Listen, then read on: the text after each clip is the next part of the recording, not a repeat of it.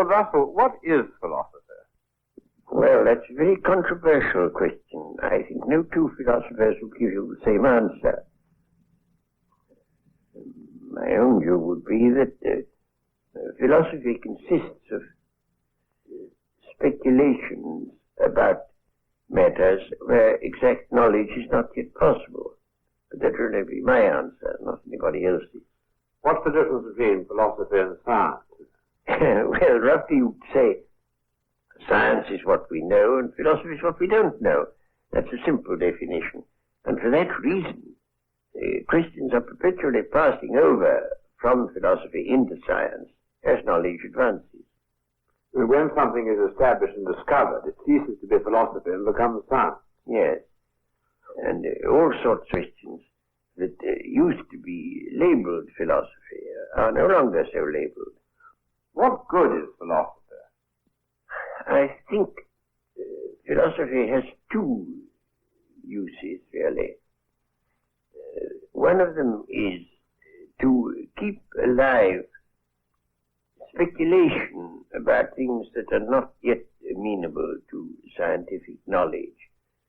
After all, scientific knowledge covers a very small part of the things that interest mankind and ought to interest them. There are a great many things of immense interest about which science, at present at any rate, has nothing to say. And I don't want people's imaginations to be limited and enclosed within what can be now known. And I think to enlarge your imaginative purview of the world into the hypothetical realm is one of the uses of philosophy. But there's another use which I think is equally important, which is to show that there are things we thought we knew and don't know. On the one hand, to keep us thinking about things that we may come to know, and on the other hand, to keep us modestly aware of how much that seemed like knowledge isn't knowledge. Could you give some illustrations of the sort of subject which have been speculated about and then produce some material result later?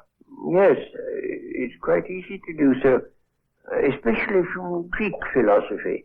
The Greeks invented a whole lot of hypotheses which turned out valuable later, but which in their day couldn't be tested. Take, for example, the atomic hypothesis. Democritus invented the atomic hypothesis that matter consists of little atoms. And after about 2,000 years, rather more than that, it turned out that this was the right scientific view. But in his day, it was merely a suggestion. But didn't Plato think that Democritus's theory about atoms was a lot of nonsense? Plato was horrified by him, said all his books ought to be burnt, because Plato didn't like science. He liked mathematics, but he didn't like anything else that was scientific. Now, in this way, philosophy, in a sense, becomes a kind of servant of science. Well, that's part of it. But, of course, it isn't only a servant of science, because there are a number of things that science can't deal with. All questions of values, for example. Science won't tell you what is good and what is bad.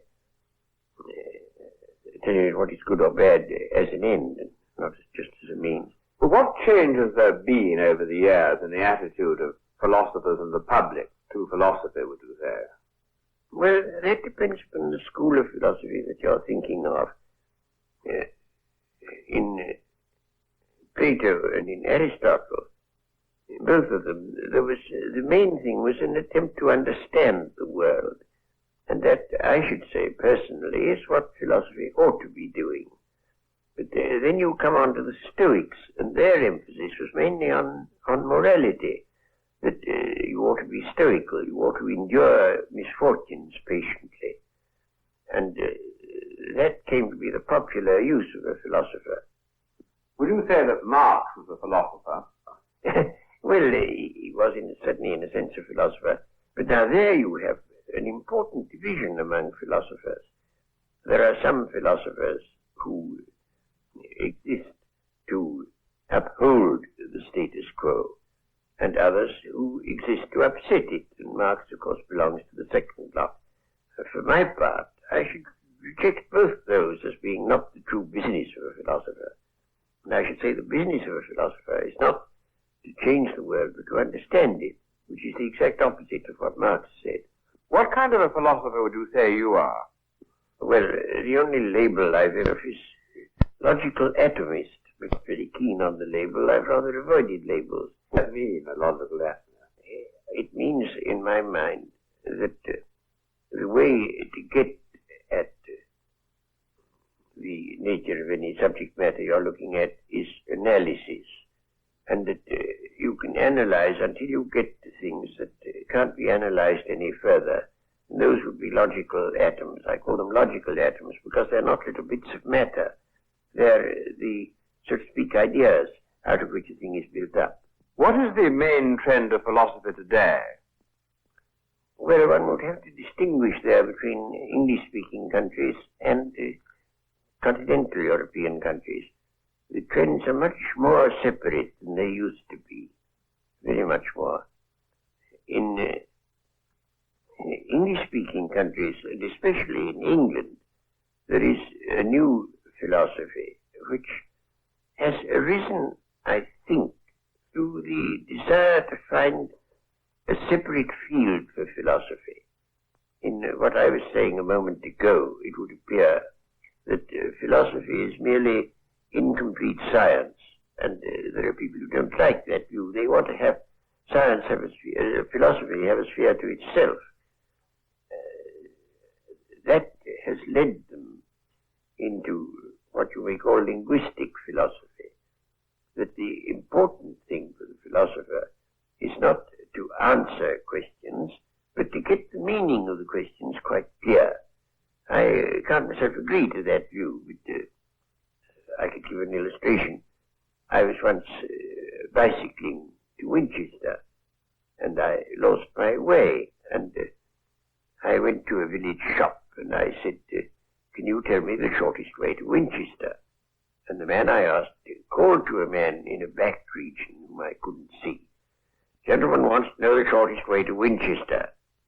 And the voice came back, Winchester? Aye. Way to Winchester? Aye. Shortest way? Aye. Don't know. And so I had to go on without getting an answer. Well, that is what Oxford philosophy thinks one should do. We get the question right, never mind about the answer. Yes, it's somebody else's business to give the answer. How does this differ from the continental approach?